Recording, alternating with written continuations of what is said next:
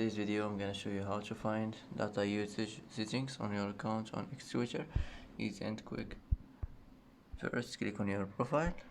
Now click settings and privacy, and now click accessibility, display and languages.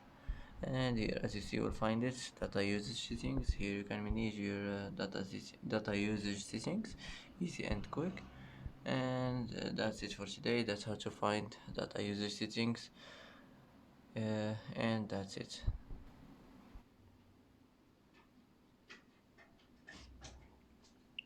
And that's it for today's video. If you like this video, don't forget to like and don't forget to subscribe.